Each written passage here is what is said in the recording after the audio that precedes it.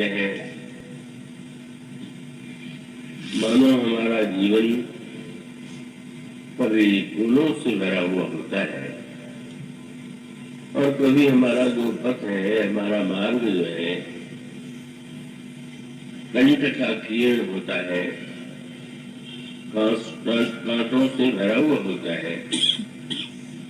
प्रभु अपने चरित्र के द्वारा हमें चलना सिखाते हैं और इसीलिए गोस्वामी जी ने कहा कि जिन लोगों ने इन तीनों पथिकों को वन पथ में चलते देखा, उन्होंने संसार पथ को बड़ी सरलता से पार कर लिया। मानो इन शब्दों का तात्पर्य यह है कि इतिहास का वर्णन तो है ही, त्रेता युग में कैसे तीनों पथिक वन यात्रा करते हैं इसका वर्णन है।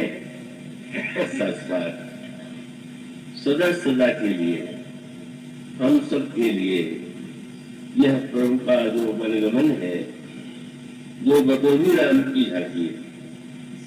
दूल्हा तो सबका चित्त हरण करते ही है।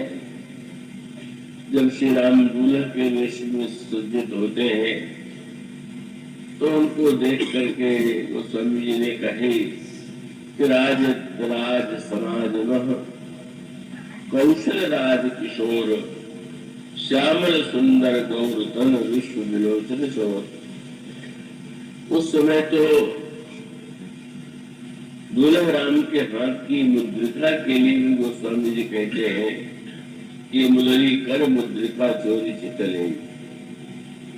प्रभु के दूल्हा रूप में उनके हाथों की, उनके कर कमलों में जो उंगलियां हैं, उसकी मुद्रिका भी जीव के चित्त का हरण करती है। लेकिन ठीक उससे मिलती जुलती बात वन यात्रा के प्रसंग में कहते हैं। उन्होंने कहा कि भगवान श्री राम राजा के रूप में, दूल्हे के रूप में, जिस रूप में हो, बड़े आकर्षक प्रतीत होते हैं। यह प्रश्न हो सकता था कि कोई व्यक्ति जब कोई वस्तु से सुसज्जित होता है, उसके शरीर पर आभूषण होते हैं तो उसकी सुंदरता बढ़ जाती है, और शरीर पर वस्त्र और आभूषण न हो तो लगता है कि जैसे कुछ कमी है। तो स्वाभाविक यह प्रश्न था कि जब भगवान श्री राम ने रेशमी वस्त्र उतार करके बलकर वस्त्र पहन लिया, जब उन्होंने मुकुट को उतार करके जटाजूट ही अपने मस्तक पर रहने दिया,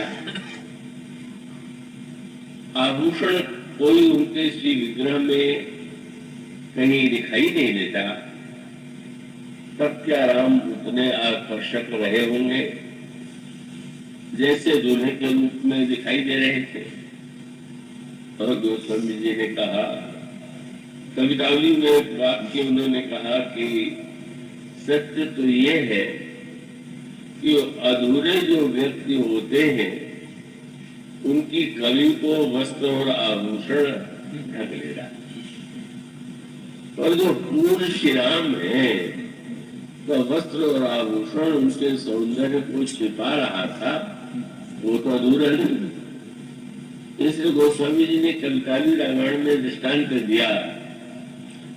आपने देखा हो, वैसे तो ध्यान शायद नहीं जाता है कि कौओं का जो पंख है वो समय पा करके गिर जाता है, और फिर वो तोते का भी यही स्वभाव है, तोते के पंख भी गिरते हैं।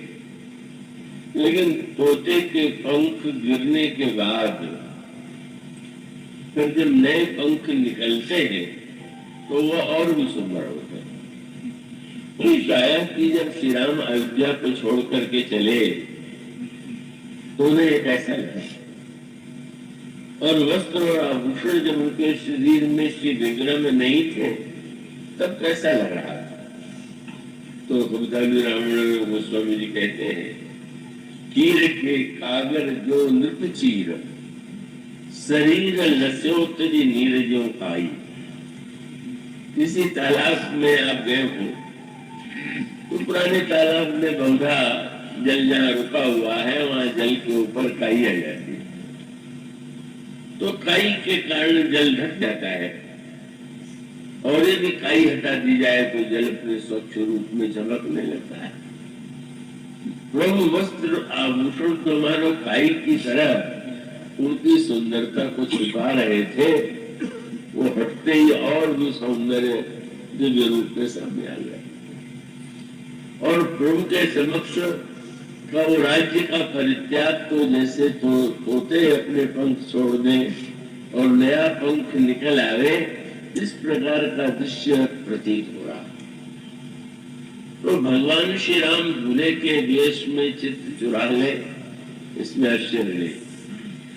पर इस यात्रा में तो गोस्वामी जी कहते हैं कि मनुष्यों की तो बात क्या है, खग मृग विकल देख छग होही, लियो चोरी चित राम बटोही। जो बटोही राम है, पथ पर चलते हुए जो श्री राम है, का वो मनुष्यों का ही नहीं पशु और पक्षियों का भी चित्त चुरा लेते हैं। मानो श्री राम के लिए दूल्हा वेश की सज्जा और वनवासी वेश की यात्रा, उनमें अंतर इतना ही है कि यदि दूल्हा वेश में वे सबके लिए सुलभ नहीं थे, तो वनवासी के रूप में मनुष्य और मनुष्यों में भी गोल किरात वनवासी पशु और पक्षी उनका दर्शन करके धन्य होते। यह जो श्री राम की वन यात्रा है, इसमें दो ऐसे सूत्र हैं जो बड़े महत्व के। 3 शब्दों पर आप ध्यान दीजिए, आगे, पीछे और बीच में। ये 3 शब्द जीवन में ग्रहण करने योग्य है।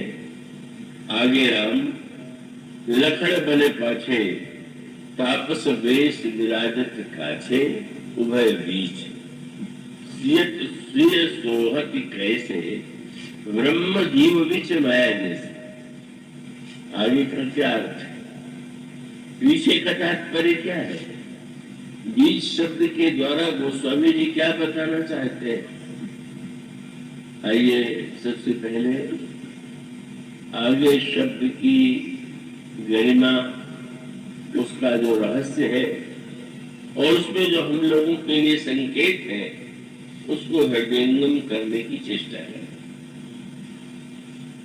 समाज में व्यक्ति के जीवन में एक आकांक्षा होती है, हम सबसे आगे निकल जाए।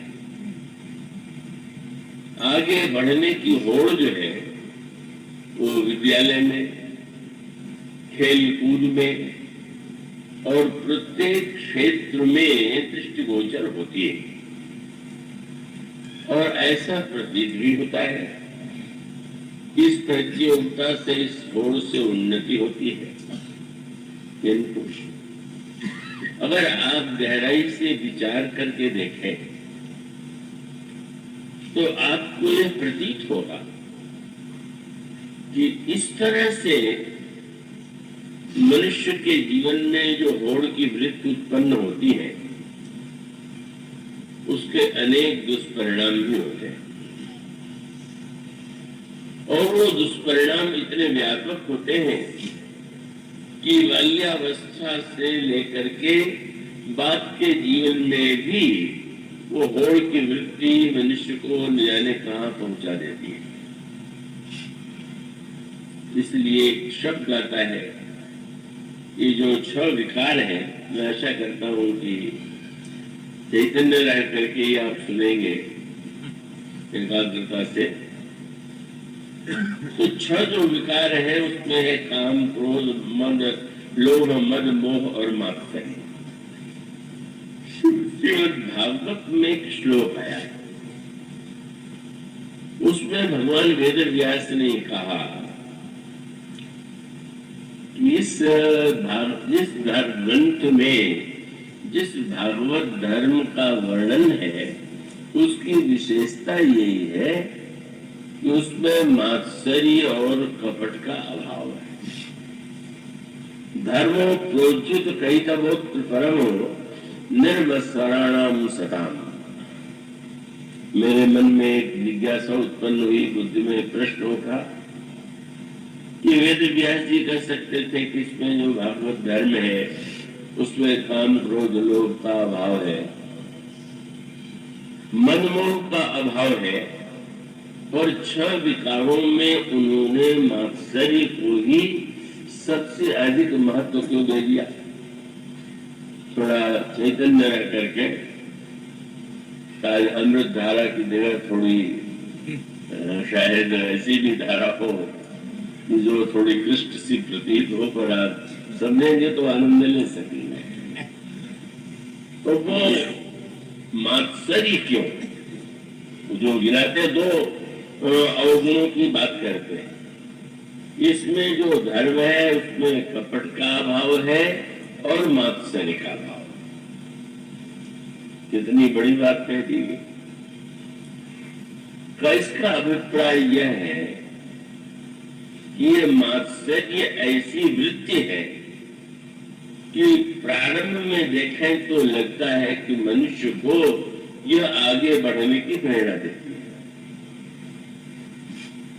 इसका अर्थ यही तो हुआ। मात्सर्य का अर्थ आप सुन चुके होंगे, फिर से मैं दोहरा दूं कि जब हम कई व्यक्ति चल रहे हो तो एक व्यक्ति की गति तीव्र है और आगे जा रहा है, तो उसे आगे बढ़ते देख करके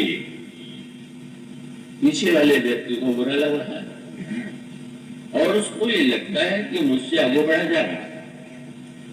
तो आगे बढ़े जाने की वृत्ति आगे बढ़ते देख करके मनुष्य के हृदय में जो क्षोभ का जन्म होता है उसी का नाम है मात्सर्य।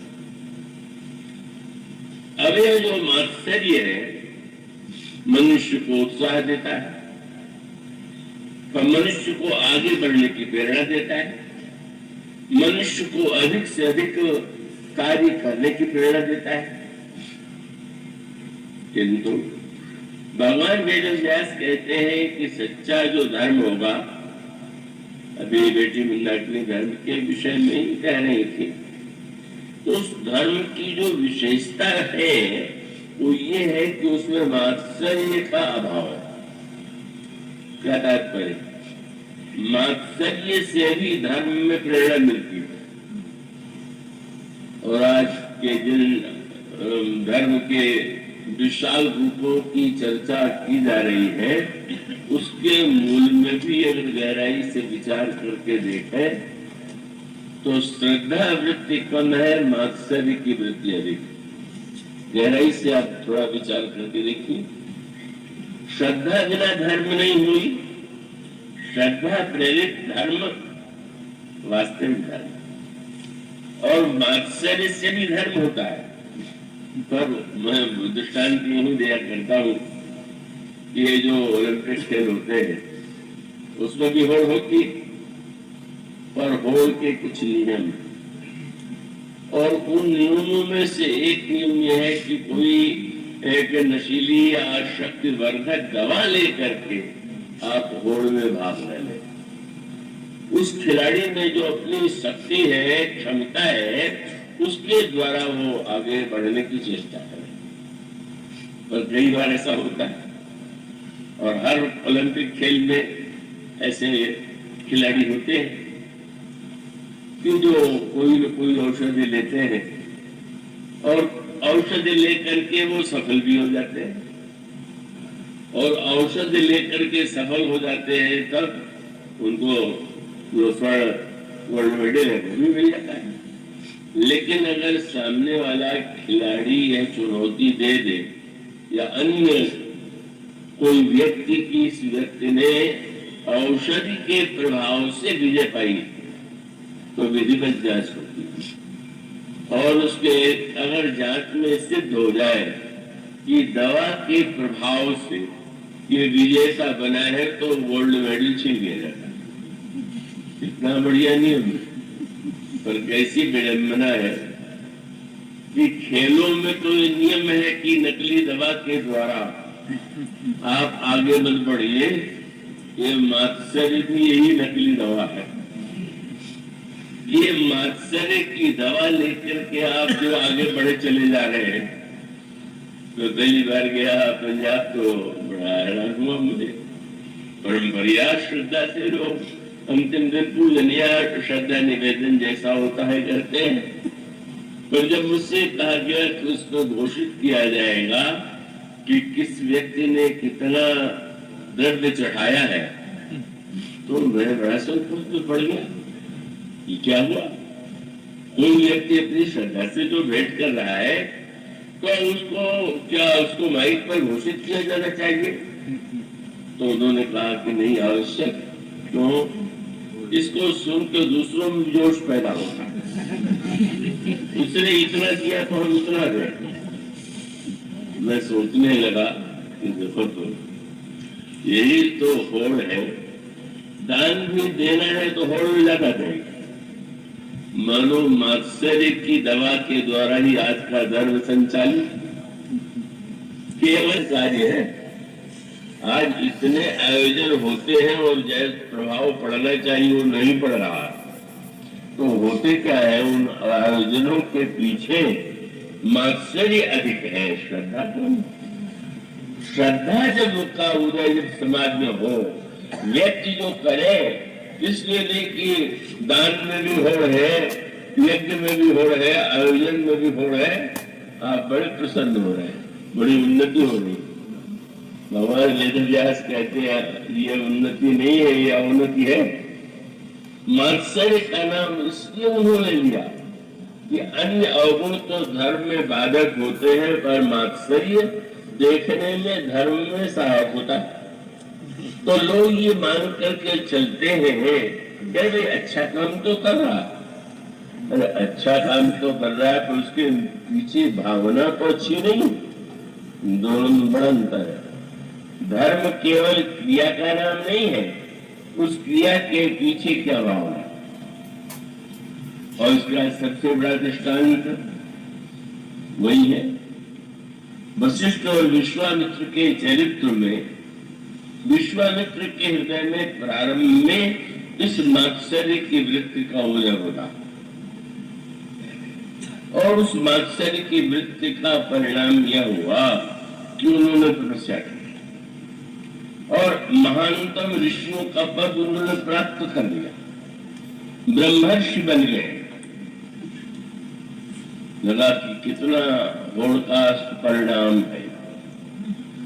उसको हमारे पुराण जिस रूप में रखते हैं वो बड़ा समय नहीं होते। अगर वे क्षत्रिय से ब्राह्मण बनना चाहते हैं, क्योंकि वशिष्ठ के सामने उनके अस्त्र व्यर्थ चले गए, तो व्यर्थ चले गए तो हमें भी उन्हें हराना। तो हम शस्त्र से नहीं हराएंगे तो तपस्या से हराएंगे। और उन्होंने वो तपस्या की और सचमुच इतने आगे बढ़ते गए कि चारों ओर उनको ब्रह्मर्षि कह करके पुकारा जाने लगा। और उसका एक बहुत मनोवैज्ञानिक मात्सर्य के प्रसंग की जो सर्वोत्कृष्ट व्याख्या है उस संदर्भ में है कि सूर्यवंश में भी एक राजा थे त्रिशंकु, जो हरिश्चंद्र के रूप में महादानी प्रसिद्ध है। उनके पिता का नाम त्रिशंकु था। वो त्रिशंकु पहले त्रिशंकु नहीं कहे जाते थे, बाद में वह नाम इतना प्रसिद्ध हुआ कि उनका पुराना नाम तो लोगों को भूल ही गया। उन्होंने गुरु वशिष्ठ से ये कहा कि मैं स्वर्ग जाना चाहता हूँ। गुरु वशिष्ठ ने कहा क्या तुम्हें इसमें संदेह? तुम जैसा धर्मपरायण स्वर्ग नहीं जाएगा तो कहाँ जाएगा? पर वही वृत्ति, महाराज बहुत से लोग स्वर्ग जाते हैं, मैं भी अगर वैसे गया तो मेरी क्या विशेषता? ये मेरी विशेषता लोगों को बहुत प्रेरित करती। तब मैं चाहता हूं कि और लोग शरीर छोड़ के जाते हैं, मैं इसी शरीर से जाऊं। तो वशिष्ठ जी तो ब्रह्मा के पुत्र हैं और उन्होंने ब्रह्मा का नाम दे दिया। सो तो नियम कानून के अनुकूल ही सब कुछ होता है। उन्होंने नहीं, ये संभव है। और तब फिर उन्होंने कहा कि अब क्या करें। वो वृत्ति कहाँ ले जाती है। अब तो यही अच्छा होगा कि मैं विश्वामित्र जी के पास जाऊं। क्यों? विश्वामित्र और वशिष्ठ में बड़ी होड़ है। इन्होंने नहीं किया है तो उनको हम दोष दिलावेंगे कि वो जो नहीं कर पाए आप तो कर ही सकते। वो कैसा विचित्र। स्वर्ग जाने की इच्छा तो कोई इच्छा नहीं दिखाई देता है। और वशिष्ठ जी से उन्होंने कहा तो वशिष्ठ जी ने नहीं किया तो यही लगा कि भाई ये तो कैसे गुरु जी है कि इतने महापुरुष होकर के भी शरीर स्वर्ग नहीं देख पा रहे। और विश्वामित्र जी के चरणों में जाकर के जब उन्होंने स्तुति किया तो महात्मा जी प्रसन्न हो गए। तुम तो वशिष्ठ के शिष्य हो, तुम कैसे आ गए? महाराज ये कार्य ऐसा था कि जिसके लिए उन्होंने कहा कि यह हो नहीं सकता, संभव नहीं। क्या मैं शरीर स्वर्ग जाना चाहता हूं, पर वशिष्ठ जी कहती है संभव नहीं, पर आप तो उनसे बहुत बड़े महात्मा हैं, मुझे विश्वास है कि ये कार्य आप अवश्य कर सकते हैं। और वही व्यक्ति, अच्छा मैं करके दिखाऊंगा, तो मैं शरीर स्वर्ग में भेजूंगा। और सचमुच इतने बड़े तपस्वी थे कि उन्होंने तपस्या के प्रभाव से त्रिशंकु को स्वर्ग में इसी शरीर से भेज दिया। कितने परोपकारी, अपनी तपस्या लगा करके दूसरे व्यक्ति को स्वर्ग भेज रहे हैं। पर पुराणकार तो कहते हैं कि हुआ उल्टा। जब स्वर्ग के देवताओं ने देखा तो वहां भी तो होड़ कम नहीं, वहां लगा कि ये कौन घुसा चला रहा, हम लोग शरीर छोड़ करके आए, ये शरीर वाला कौन आया? उन्होंने वहां से ढकेल दिया और ढकेल दिया तो बेचारा सिर के द्वारा सिर के ऊपर उठा था और जब गिरा तो पैर ऊपर सिर नीचे। जब पद ऊपर हो जाए और विवेक नीचे हो जाए, ये ठीक क्रम है। पद चढ़ रहे, सिर विवेक, और उसका अभिप्राय पद पर विवेक की श्रेष्ठता है। पर जीवन में अगर विवेक जो है व्यक्ति शून्य होकर के पदनिष्ठ हो जाए तो व्यक्ति का पतन होता है। और उस पतन में पुकार करके शंकर ने कहा कि महाराज आपने तो स्वर्ग भेजा, यहाँ तो मैं गिर रहा हूं। और उन्होंने यही कहा तुम वहीं रुक जाओ, तुम्हारे लिए मैं स्वर्ग का नया स्वर्ग बनाऊंगा। और स्वर्ग के देवता तुम्हें नहीं घुसने देते, इंद्र नहीं घुसने देता, तो नया इंद्र बनाऊंगा, नया स्वर्ग बनाऊंगा। और वो बीच में लटक गया, वो शब्द प्रचलित हो गया है त्रिशंक। मनोव्यंग क्या है? इतने बड़े तपस्वी थे कि नया स्वर्ग बनाना उन्होंने प्रारंभ कर दिया और नया स्वर्ग बना सकते थे। बड़े परोपकारी महात्मा, बड़े त्यागी हैं, अपनी तपस्या से दूसरे को स्वर्ग में रहे हैं। अगर इस स्वर्ग में नहीं तो नया स्वर्ग बना रहे हैं, उनसे ऊंचा महात्मा कौन होगा? लेकिन पुराण कहते हैं कि यह सत्य नहीं। सत्य क्यों नहीं था? आप सूक्ष्म मनोवैज्ञानिक दृष्टि से विचार कीजिए।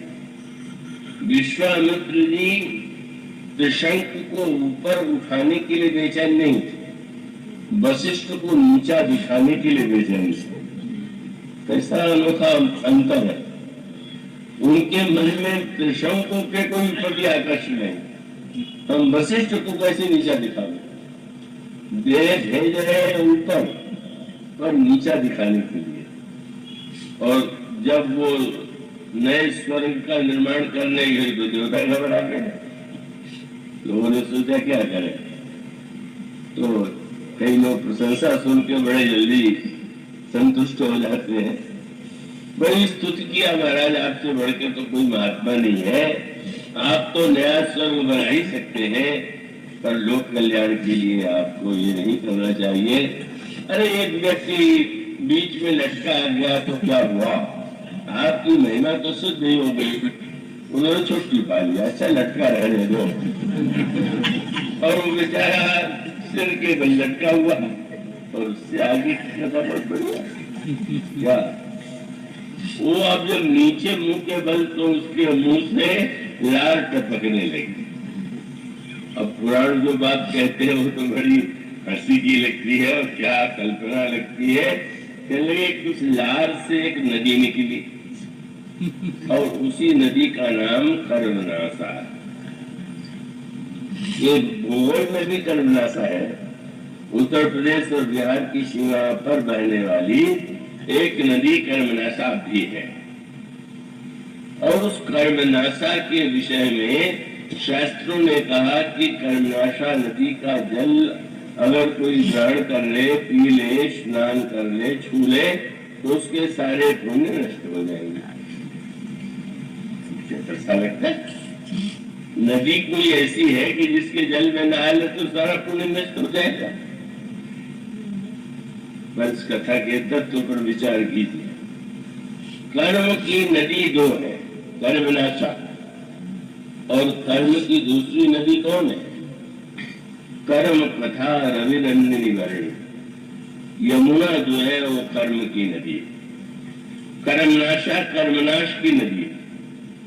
यमुना में स्नान करने से पाप नष्ट होता है और कर्मनाशा में स्नान करने से पुण्य नष्ट होता है। कितनी गहरी बात कही है। कर्मनाशा अपवित्र क्यों है और यमुना पवित्र क्यों है? और इसका उत्तर ये है कि यमुना जो है उनका जन्म हुआ है सूर्य से।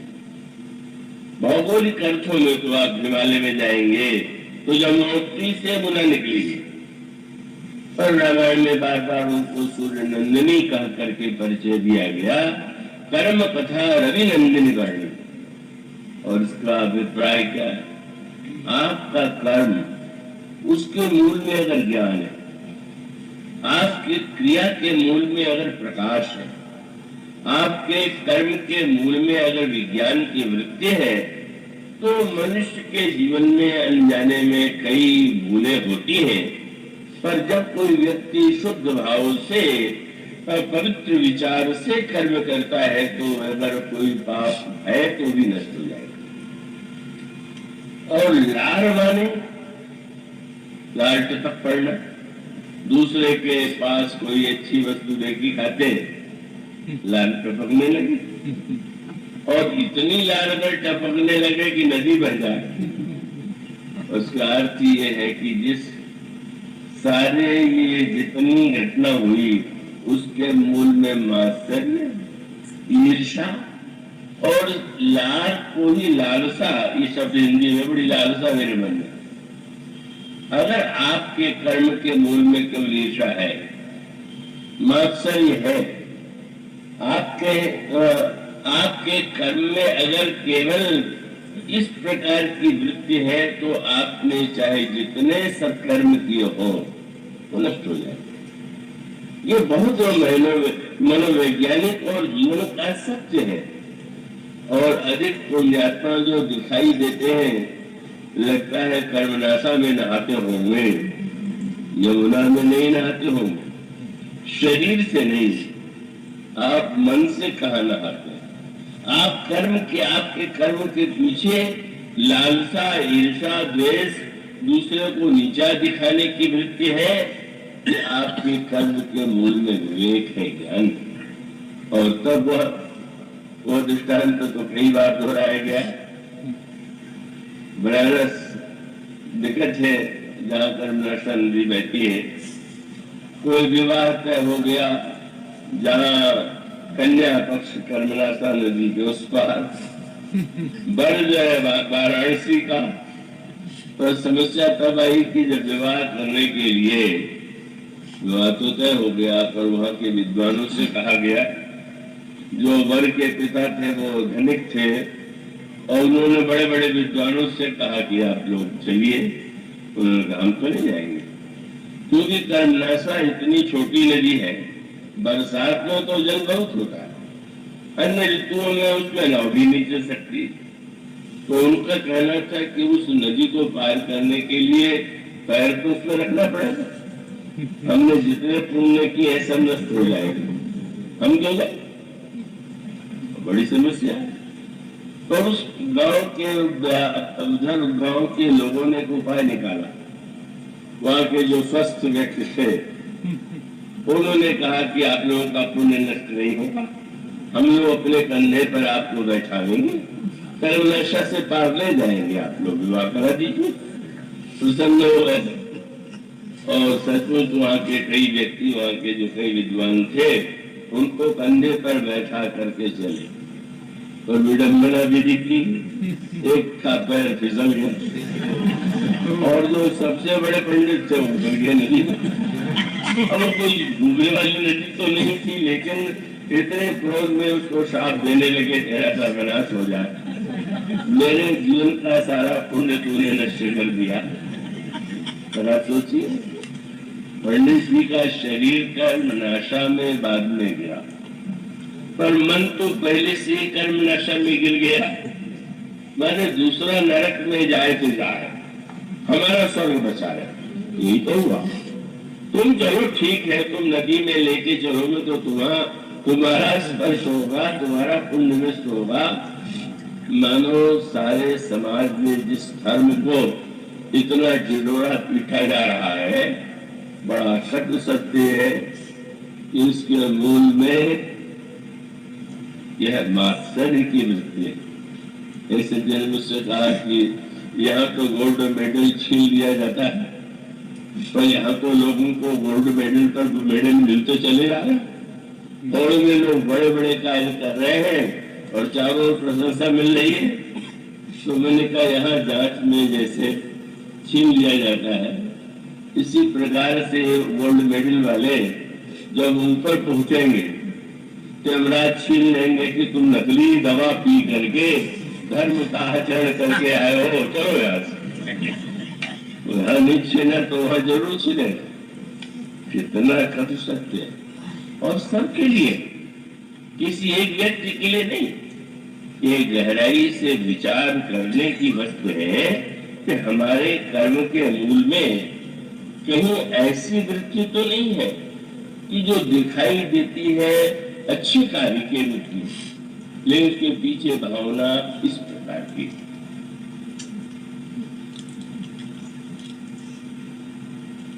और तब मानो विश्वामित्र जी का जो स्वरूप आप रामचरित मानस में पाते हैं, उसकी उसकी क्या विशेषता है?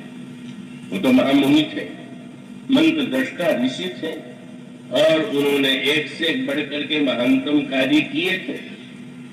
लेकिन मानो जिस वृत्ति को कहे एक संकेत, भगवान श्री राम के अवतार की विशेषता क्या है कि गुरु बन करके महापुरुष के रूप में दूसरों का कल्याण करने वाले तो महापुरुष आते हैं, संत आते हैं, आचार्य होते हैं, पर प्रभु शिष्य बनते हैं और उनके शिष्यत्व से गुरु का कल्याण होता है। यह हमारे प्रभु के चरित्र और शील की विलक्षणता है।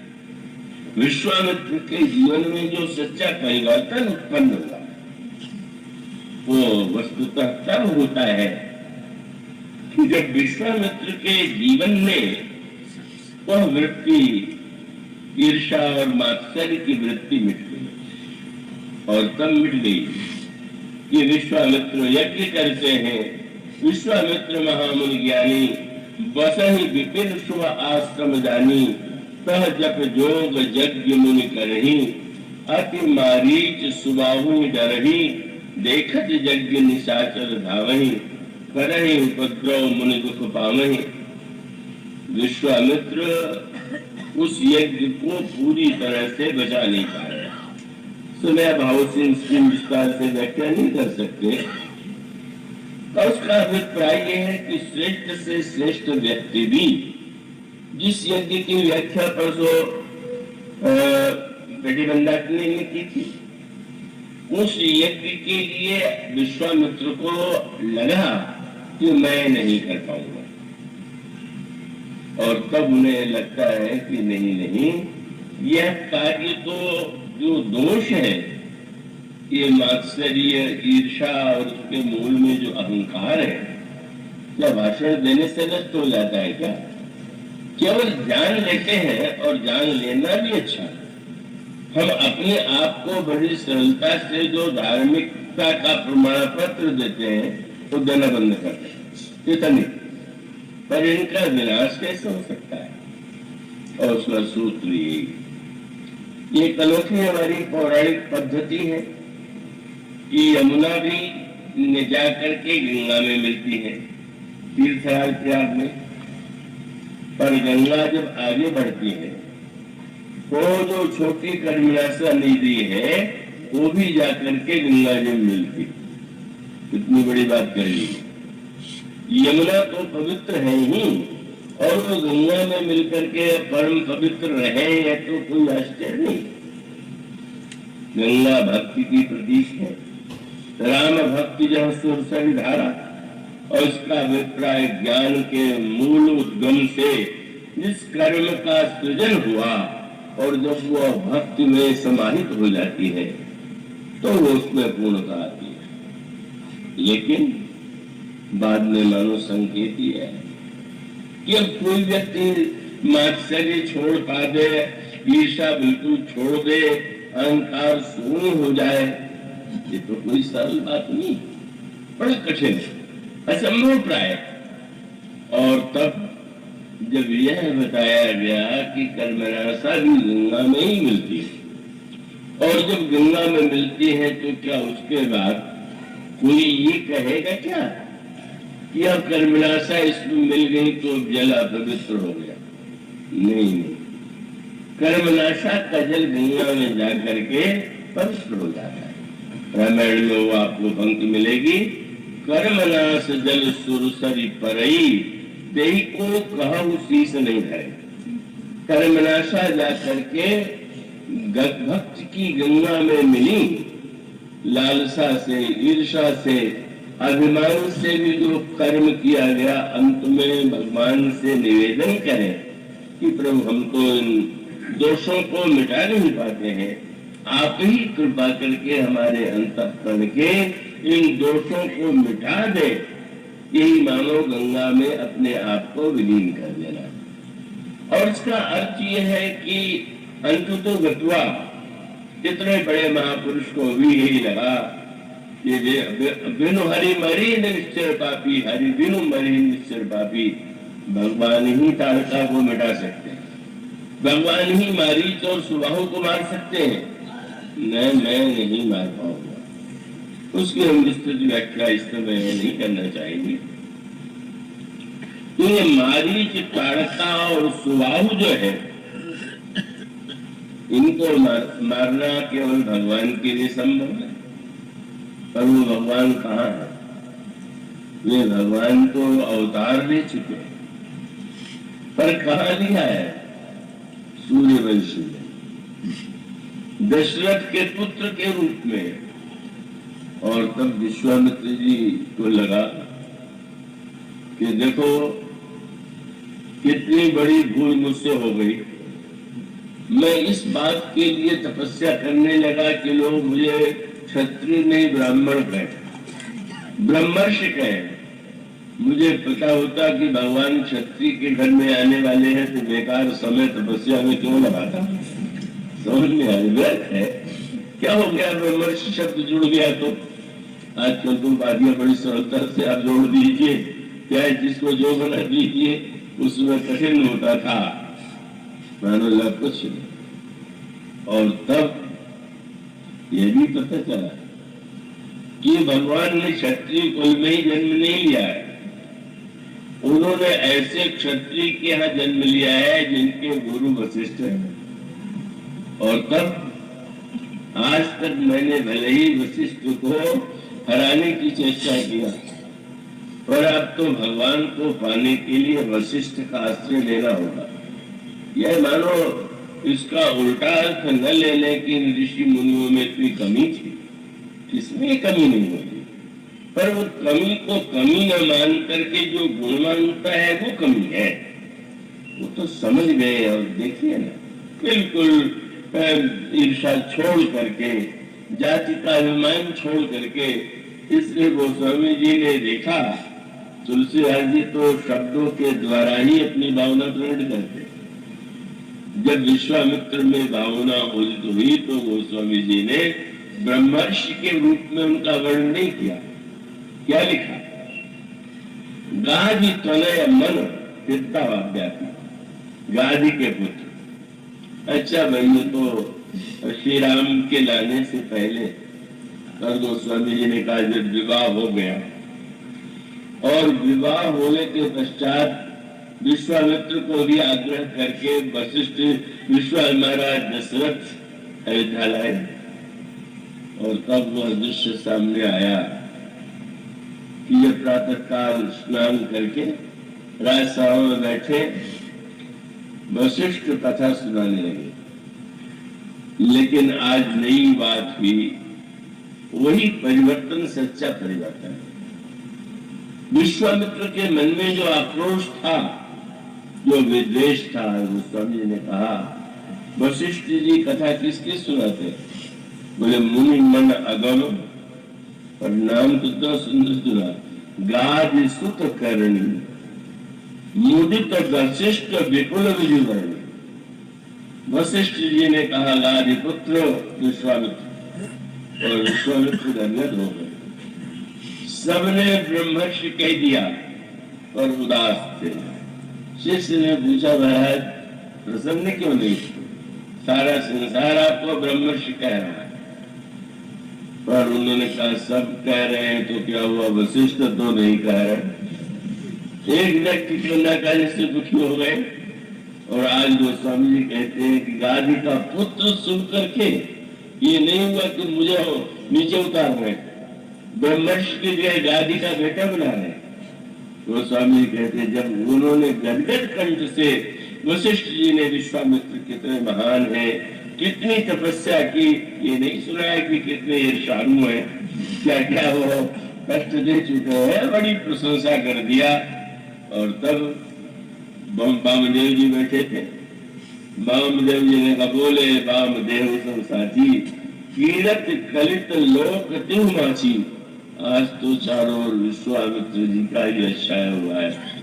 और तो स्वामी जी ने लिखा कि जब इस कथा का सभी श्रोता आनंद ले रहे होंगे, और सबसे अधिक आनंद किसको सुनने में आया? श्रोताओं में तो भेद होता है। तो स्वामी ने कहा राम लखन उर अधिक उत्साह। जितनी प्रसन्नता श्री राम और लक्ष्मण को हुई उतनी किसी और को नहीं। वशिष्ठ जी के द्वारा सुन करके मन में कहाँ वह ईर्षा, कहाँ मात्सर्य, कहाँ वृत्ति समाप्त हो गई। उन दोनों महापुरुषों का मिलन हुआ।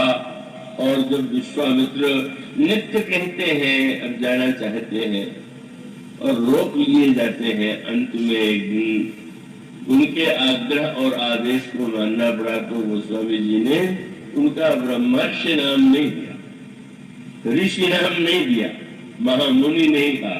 क्या? राम रूप भूपति भगत व्याह उछाह आनंद व्यात सराह तो मन ही मन। कौन? बोले मुझे तो गाधी कुल चंद्र, गाधी कुल के जो चंद्रमा है, गाधी के जो पुत्र है, वो प्रसन्न मन से लौट गए। मानो उसका सूत्र वही। और इस सूत्र को जब आप इस दृष्टि से जोड़ करके देखें, आगे राम मन, अगर ये आगे बढ़ने की होड़ रहे और रहती है तो टकराहट होगी। और उस टकराहट में होड़ ही नहीं होती, एक बार एक धाविका थी, दूसरी धाविका तेज दौड़ रही थी तो धीरे से पैर छुला दिया, वो बस वो गिर पड़ी। ऐसे भी लोग होते हैं कि दौड़ने में सोचते अगर सफलता न मिले तो दूसरे को गिराने में तो सफलता मिले ही। जरा से धक्का दे दो धीरे से, तो पकड़ने वालों ने समझ लिया कि ये, और उसको दंडित होना पड़ा। तो मानुष का अभिप्राय यह है कि मनुष्य के जीवन की इस होड़ को मिटाने का उपाय क्या है, और उसका उत्तर यही। आप इन चारों भाइयों को देख लीजिए, क्या कभी कोई मात्सर्य की वृत्ति दिखाई पड़ी? जीवन भर लक्ष्मण जी श्री राम के पीछे चलते रहे, क्या कभी उन्होंने सोचा कि भाई आगे क्यों चलते हैं? और उसकी बात आप भूल जाइए, जिस समय धनुष टूट गया, परशुराम जी श्री राम को धनुष सौंप करके चले गए और अयोध्या से दूत पत्र लेकर के आए, और उस पत्र को दशरथ जी सुनते हैं, बार बार पढ़ के आनंदित होते हैं। उसी समय भरत और शत्रुघ्न को समाचार मिला कि जनकपुर से राम और लक्ष्मण का पत्र है। श्री भरत और शत्रुघ्न दौड़े जाते हैं और बड़े प्रेम से दशरथ जी से पूछते हैं, तात कहाँ से पाती आई? पिताजी ये तो बताइए कि पत्र कहाँ से आया? प्रश्न क्या? बोले कुशल प्राण प्रिय बंधु दो अहि कहो के देश। हमारे दोनों प्राण प्रिय बंधु जो है कहाँ है? कुशल से तो है, कुशल प्राण प्रिय बंधु दो आए कहो के देश। सुन स्नेह साने बचन बांची बहुरी नरेश। दशरथ जी ने पढ़ करके पत्र जो सुनाया, वो स्वामी ने लिखा, सुन पाती पुल के दो भ्राता। दोनों भाई इतने पुलकित हो गए, आनंद में निमग्न हो गए। सोचिए, साधारणतया अगर श्री भरत जैसी या शत्रुघ्न जैसी वृत्ति न होती तो यह तो भरत जी के मन में आना चाहिए लौकिक अर्थों में कि क्या बतावे, राम जी लक्ष्मण को ले गए, मैं चला गया होता तो मेरा भी तो नाम हो जाता। लक्ष्मण का इतना नाम हो गया और मुझे तो किसी ने जानी नहीं। यह शत्रुघ्न, आप सोचे यार, शत्रुघ्न जीवन भर नहीं बोले, क्या उनको ईर्ष्या नहीं होनी चाहिए कि हमारे तीनों भाई इतने बड़े वक्ता हैं और हम चुप है तो लोग क्या समझेंगे? मानो ये जो चारों भाइयों का जो परस्पर प्रेम है, इसी को स्वामी जी कहते हैं अवलोकन बोलन मिलन प्रीति परस्पर हास भाय फल चहुबंधु की जल माधुरी सुभाष। जैसे सुगंधित जल हो, शीतल जल हो, मीठा जल हो और उसको पी करके तृप्त होती है, इसी प्रकार से इतने प्रसन्न हुए। कितनी अद्भुत अनोखी वृत्ति है।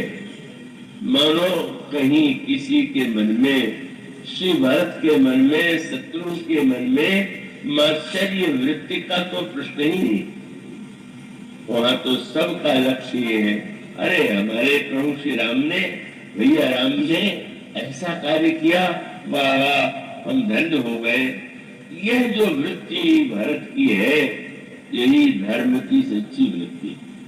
भरत यदि मूर्तिमान धर्म है तो कितने गए, और इतना ही नहीं, इन भाइयों का परस्पर जो व्यवहार है वो बताता है कितना उच्च स्तर पर है।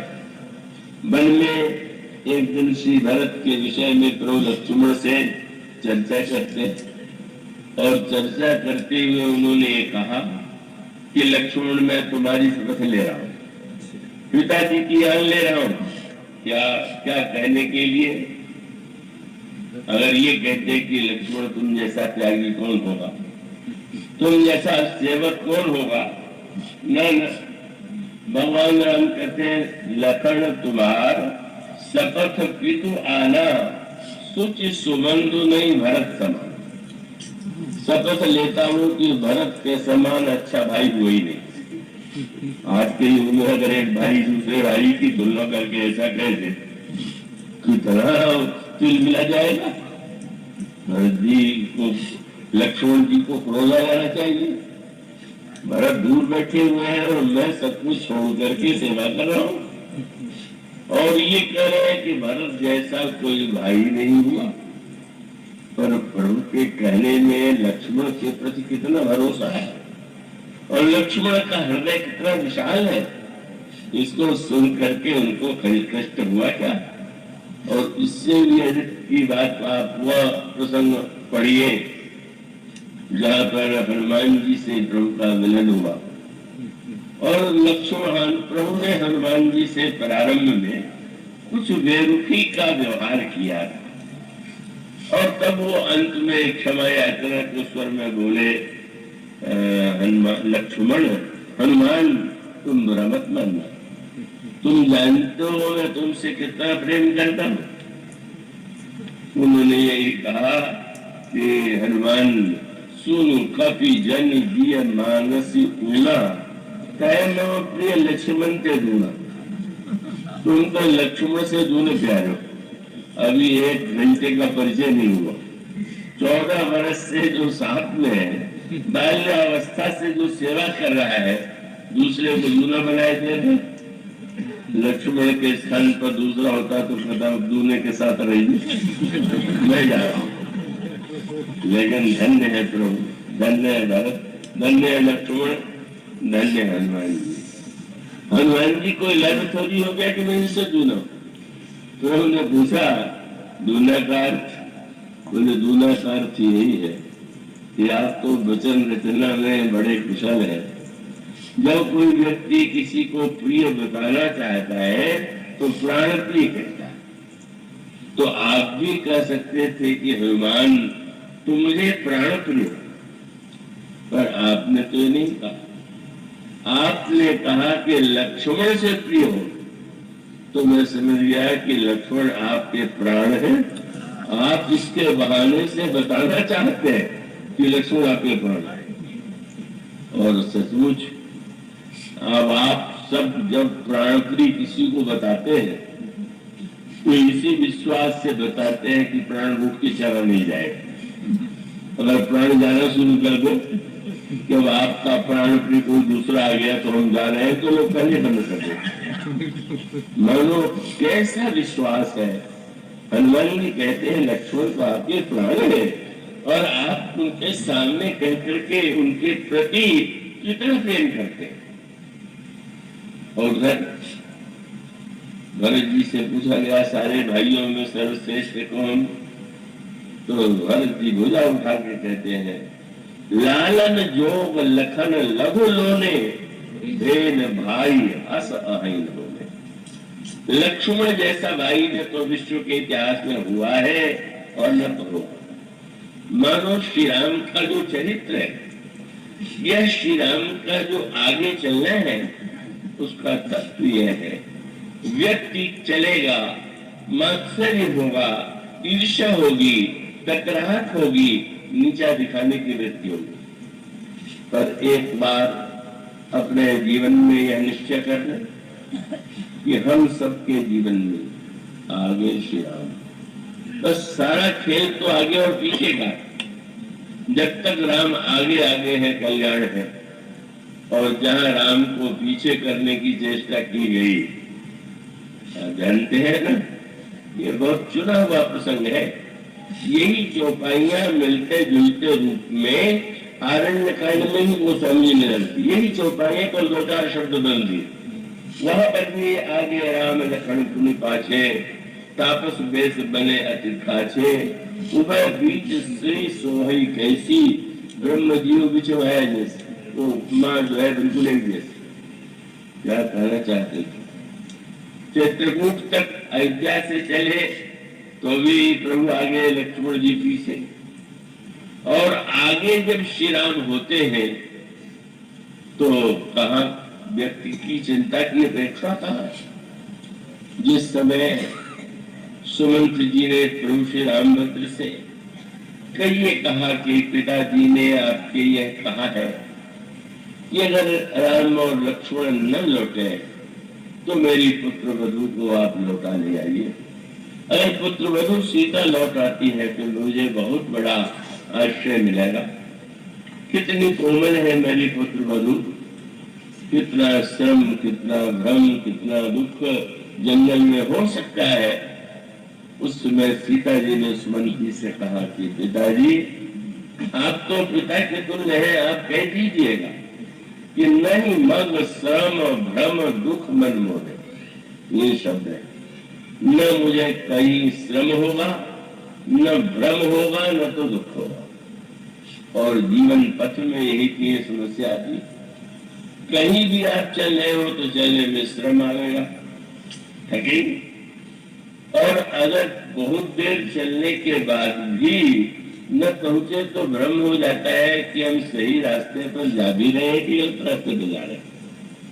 और ये लगने लगे कि हम उल्टे चले आए तो कितना दुख हो। ये साधारण यात्राओं की समस्या ये है। मैं शिवद जा रहा था रात्रि के समय प्रयाग से। अब वो एक स्थान पर जो अंधेरा सा था, मुड़ रहा था वहां मार्ग।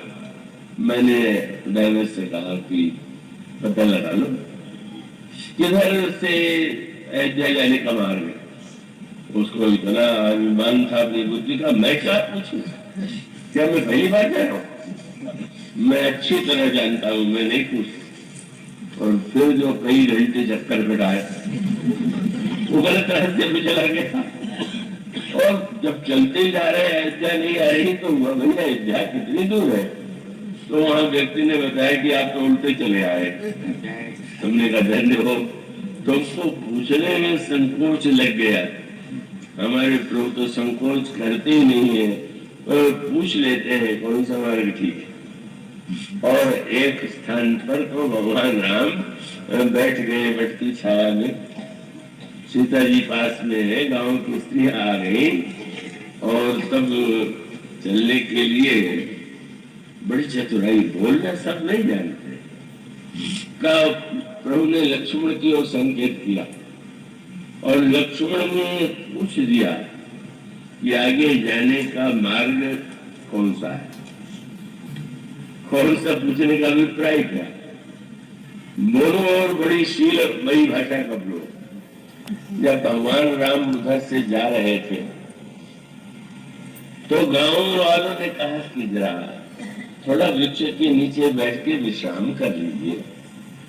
तो बैठ गए, और जब बैठ गए तो भगवान से के लिए जल ले आए, फल ले आए। बोले महाराज जब अभी चले जाएंगे कि न हो तो रात भर यार रुक ही जाइए। गौरव अभय की प्राप्त, पहले नहीं कह दिया कि रात भर रुक जाइए, पहले यही कहा कहानी गवाइए छिलक श्रम, क्षण भर विश्राम कर ली। और प्रभु कैसे कहे कि हम जाना चाहते हैं? कहने लगे कि लक्ष्मण जरा इन लोगों से पूछो, ये तो बड़े जानकार हैं, ये सही सही बताएंगे कि मार्ग कौन सा है। इतने भोले, जैसे उनको चोट न लगे, बोले आपके सहारे तो हम आगे बढ़ेंगे।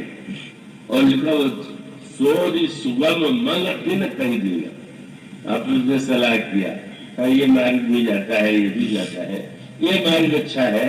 और उन्होंने श्री राम से कहा इस मार्ग से चले जाइए। मानो श्री राम जब चलते आगे राम लक्ष्मण के पास, पर आरण्य कांड में तुलसीदास जी ने लिखा तो आगे राम, पर विपत्ति की लीला कब प्रारंभ हुई, संकट की लीला कब प्रारंभ हुई? अभी तो आगे राम थे और पीछे लक्ष्मण थे, बीच में माया थी। पर वहां एक नाटक बना हुआ है। रावण सोने का मंग लेकर के नकली आया हुआ है और सीता जी भगवान श्री राम से जैसी योजना बनी थी कह दिया, सुनहु देव रघुवीर कृपाला, यही मृग कर अति सुंदर छाला। सत्य संत प्रभु बन कर ये आनहु चर्म कहते वैदे। हे प्रभु ये मृग तो बड़ा सुंदर है, दोनों तरह से अच्छा है, अगर पकड़ में आ जाए तो मैं पाल लूं, और पकड़ में ना आवे तो आप बाण से इसका मद कर दीजिए, तो उसका चमड़ा मृग चर्म बनेगा, आप बैठिएगा। एक लीला है, मानो संकेत, इसकी गाथा बड़ी अनोखी है। रावण कौन बना? जो प्रताप भानु को जन्म, और प्रताप भानु रावण कब बना? जब वो एक नकली माया मृग के पीछे भागा। कालकेश राक्षस जो था, शूकर के रूप में वन में दिखाई पड़ा, उसके पीछे भागा। यह कालकेश, यह शूकर लोभ का प्रतीक। लोभ के पीछे जब व्यक्ति भागता है तो वन में भटकता है, कपट बुद्धि से ठगा जाता है, और अंततो गत्वा यह प्रताप भानु राजा जो है, लोभ के पीछे भागा और भाग करके कपट मुनि से मिल करके अंत में राक्षस बनने के लिए राक्षसत्व की दिशा में चला गया। मानव संकेत क्या है? जो लोभ के पीछे भागेगा, ये सबसे कठिन वस्तु है।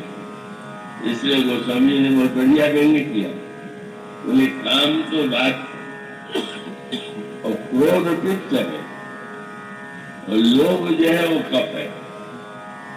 तो लोभ को कफ बताने के पीछे व्यंग्य कि जब कभी बहुत सूख जाता है तो काम, तो जकड़ जाती है छाती कफ से, और तब किसी को प्रसन्नता थोड़ी होती है कि वाह मेरी छाती में कफ जकड़ा हुआ। प्रसन्न होता है कि रे प्राण कहे तो सांस लेना कठिन है, तब बोले इसको ढीला करो और निकालो। इसी प्रकार से लोभ से जब आपका हृदय जकड़े तो बाहर निकालने की भी चेष्टा कीजिए दान दे करके, नहीं तो ऐसी छाती जकड़ेगी कि सांस लेना कठिन हो जाएगा। मानो व्यंग को स्वामी जी कहते हैं दान उसको ढीला कर दिया। अरे भाई कहाँ तक लोभ करोगे जीवन में?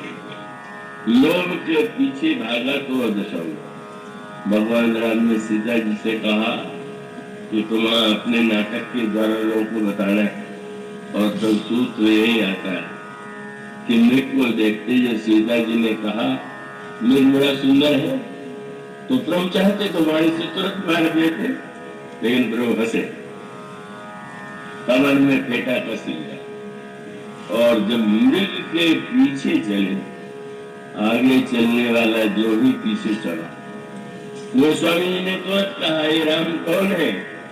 बोले निगम ने शिव अंत न पावा, माया मृग पीछे स्वभाव। आज माया के आगे चलने वाला ब्रह्म माया मृग के पीछे दौड़ा। सूत्र क्या है? अब आप दौड़िएगा तो और बनना पड़ेगा, और भगवान को माया मृग के पीछे भगा दीजिएगा, वो तो हम लोग दिन रात करते ही रहते हैं, कोई न कोई मांग ही तो करते रहते हैं। और उस माया मृग के पीछे अगर भगवान के पीछे जहाँ ईश्वर जीवन में हुआ तो अंत में तो कल्याण होता ही है, लेकिन कितना कष्ट, कितनी विपत्ति, किस तरह लंका में बंधनी बनना पड़ा, उसका मानो अभिप्राय है।